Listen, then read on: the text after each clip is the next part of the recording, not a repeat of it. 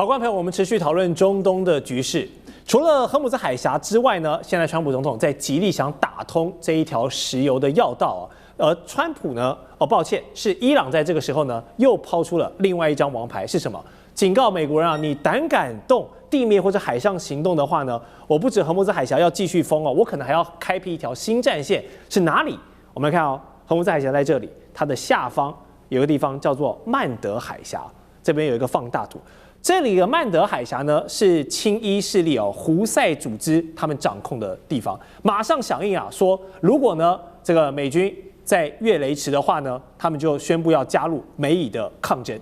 好，一個荷姆茲海峽的封鎖已經讓全球的航運嘗到苦頭了。如果再加入一個曼德海峽，那這個石油或者整個貨運的成本真的不知道要噴到哪裡去，因為這裡是紅海的一個航道樞紐，包含之前這個我們的長榮長四輪把蘇伊士運河不小心打塞了，都已經造成這個全球的物流大亂。這一條路又是連接蘇伊士運河非常重要的一個道路，而且它掌控了全球6%到10%的海上能源跟貨物的貿易。它的海峽最窄處哦，只有26到32公里，跟荷姆茲一樣，是一個易守難攻的地形。那胡塞組織大家都知道，他們這幾年本來就已經不安分了，時不時跳出來給你這個搗亂一下。那如果正式表態了，現在要嚴肅來把這個曼德海峽封得嚴嚴死死的話，他做得到嗎？然後另外就是這裡的戰略地位跟荷姆茲海峽雖然有隔一段距離啦，但是如果兩邊都被封的話，哇，這是一個很可怕的情況。那美軍如果想要同時控制這兩個地方，有這個可行性嗎？張教授，我認為在這一方面，美國要拿下這個控制權，我認為不難。美國難的是維護，你要繼續擁有這個控制權啊，你要付出代價了。拿下容易啊。這個曼德海峽，因為也門的胡塞組織，他在那邊只要做襲擾，派無人機天天對島上做轟炸，還有對周邊實施這個我們講做地面作戰。是，那美軍是不是又陷入焦灼戰？它變成兩邊，你曼德海峽也好，荷姆茲海峽也好，都會產生這個狀況哦。拿下不難啊，你要去維護它，繼續鞏固它，我認為不容易，要付出代價。那然後。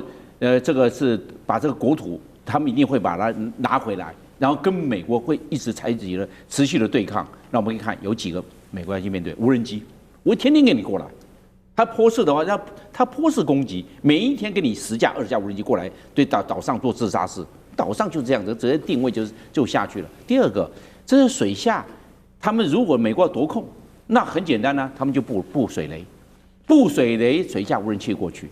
你要開放曼德海峽，你要奪控，然後開放，我就布水雷下去。你怎麼去掃雷？你掃雷完畢，我再布。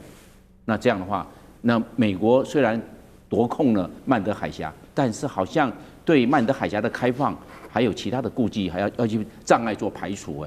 那你這樣的話，這個美國願意付出的代價跟作戰的風險有多高？是不是美國希望短期之內結束這個戰爭？結果把戰爭給拉長了。你奪島戰爭絕對要拉長。那你在曼德海峽，你旁邊這個所建立的美軍的橋頭堡，你是不是要擴張？你要擴張就有戰略縱深，是維護這個美軍的安全。但是為了美軍的安全，你地面作戰就會進入接觸戰。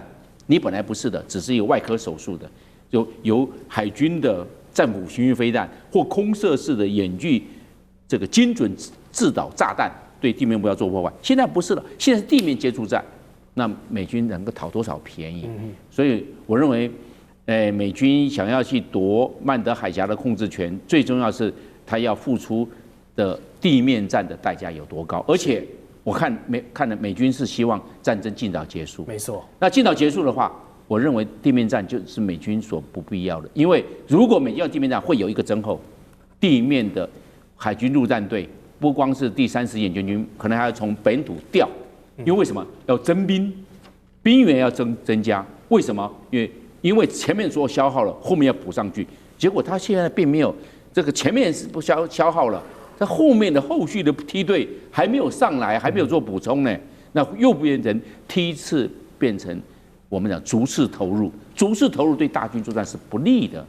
你要部署到位，你才能夠發揮強大的地面戰的威力，結果又沒有。所以我認為，這個川普一直在想有限的戰爭，有限的戰爭是沒有辦法奏效的，這是他的一個這個過度於自信，認為有限戰爭就會讓伊朗屈服，有限戰爭也會讓也門的胡塞組織做屈服。我認為並沒那麼容易哦，不要做戰略誤判哦。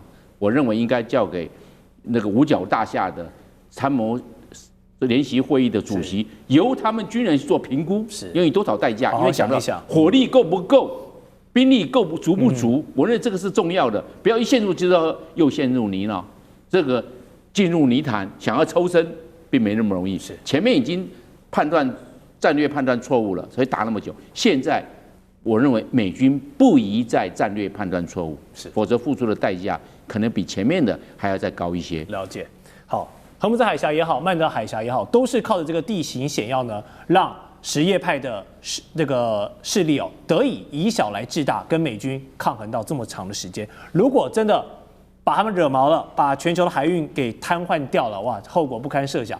美國原本想說來進行一個斩首行動，打一場漂亮仗，結果現在是越打越難看了。好，這兩個地方其實看距離位置哦，是隔了蠻長一段時間，蠻長一段距離的。那如果從戰略的方向來看，這兩個海峽的戰略地位有什麼樣的不一樣？將軍，確實是如此哈。其實懂得全球戰略的人都知道，這個全球有幾個重要的海峽嘛，除了荷姆斯海峽、曼德海峽，包括馬六甲海峽哈，這個直布羅陀海峽，对，甚至於包括我們台灣海峽，都列為一個重要海域，還有巴拿馬運河哈也是一樣，因為這等於全世界這個當你走到海權世界來講的話，海運的運輸一定是數量是最龐大的。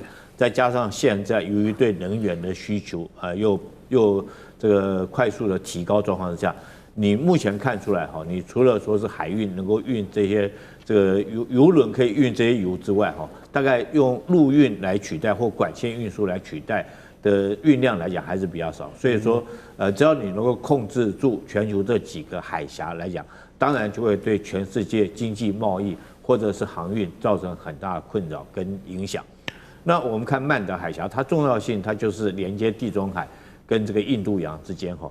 那但是我認為，如果說是這個抵抗之湖了，我們講抵抗之湖就是以伊朗為首的他們這些兄弟們嘛，小兄弟們，對，包括到伊拉克的民兵組織，包括到這個胡塞組織哈，甚至於北邊的黎巴嫩真主黨、哈馬斯等等，对，都稱之為等於說他們稱之為抵抗之湖了。是那。胡塞如果說要封鎖曼德海峽，其實叫了很久。可是我認為他真的要封鎖曼德海峽，並沒有那麼容易。當然，如果曼德海峽一旦被封鎖，對航運的影響有多大呢？這個航運必須要繞過非洲南端的好望角。那第一個，當然你的成本就會增加很多；第二個，你時間會增加很多。這樣將近多了3000到4000海里的航運來講的話，你最起碼多7到10天。那當然，如果說走這個 LNG 船如果走好望角來講的話，也會增加風險。什麼增加風險呢？你知道赤道地區的溫度跟好望角那邊的溫度就不一樣。那 LNG 船運的是什麼 ？LNG 船運的是氣體。我們知道氣體會熱脹冷縮。LNG 船之所以說是全世界最難造的船，就是因為它你看那個球裡面要這個抗這個氣體能夠容忍它的熱脹冷縮的這個壓力，是焊接是很重要的。那你繞這邊路那麼長當然對你的這種因為 LNG 船的風險就增加當然對你的航運成本也會提高很多。那當然對航商來講的話，你船只的週轉率，對貨輪來講週轉率就會降低很多嘛。我本來一條船可以跑10個地方，我現在只能跑5個地方，影響就很大。但是我們現在回過頭來看這個胡塞組織有沒有能力封鎖曼德海峽？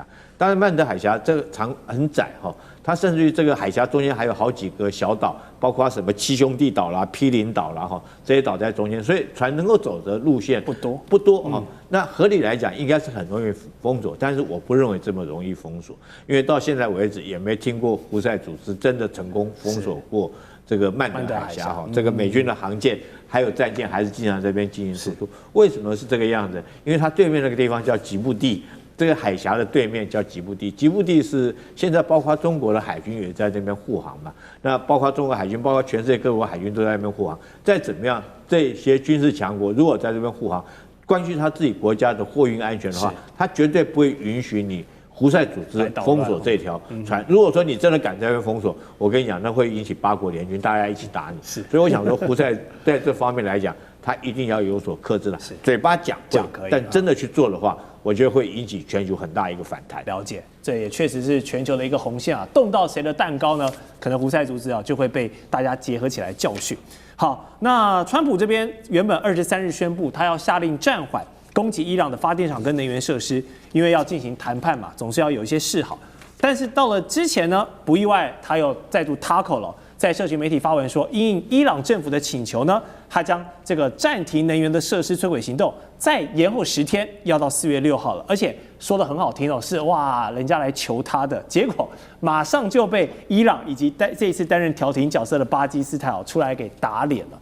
好，目前美伊雙方對於停戰的條件，不能說沒有共識啊，只能說是這個差距還甚遠啊。那川普延了又延的，最後通牒都是為了幫這場談判來爭取更多的時間。但是以現在來看，達成停戰的這個天時地利人和有到嗎？岳老師，我先解釋一下為什麼先緩5天又緩10天啊，這個不是打臉的問題，主要的原因是因為他原來講5天的時候，我要轟炸伊朗的發電廠跟能源設施的，伊朗的回應才是重點。伊朗說的話，你要轟炸我的話，我把整個中東地區的發電廠跟能源還有氮淨化廠全部幹掉，啊，川普不敢幹的，怕什麼呢？怕市場動盪，這個市場動盪會影響到美國的市場啊，這個其實基本上就是小型世界大戰的了。啊，伊朗就瘋了嘛，魚死網破，同歸於盡。那川普這樣子搞法的話呢，這個事情就鬧大了。所以說呢，他就是要tackle也好，不tackle也好，你放心好了，到了4月6號啊，又會有想一個新的點子又不來了。因為這件事情對於伊朗來講，那個發電廠跟能源設施實在是太嚴重，而且人家發電是為了民生嘛。說句良心話，戰爭不禍延其他的這個一般的平民嘛，對吧？老百姓何辜呢？但是呢，你剛剛問我都說這個美伊達成停戰的幾率很高嘛？非常低啊。首先第一個，伊朗已經講出來達成停戰協定，就要你要賠償啊，戰爭的損失。那你想想看，川普這個人的個性，對不對？他怎麼可能會要賠償的什麼的，也不願意認輸。川普現在甚至還在講說，伊朗已經輸了，我們已經贏了。然後他的萊維特發言人講說，伊朗輸了，但他們不知道自己已經輸了，所以等到他們知道的時候，那他們就會投降。那怎麼可能這種事情？然後第二個，以色列人不希望他停下來呀。是，以色列現在好不容易才把他框進來，以色列等了40多年，終於來了個傻子跟他一起進去幹，對不對？那美國現在的話呢，鼓起毛起來全進的話，以色列覺得這是他們國家生存的唯一希望。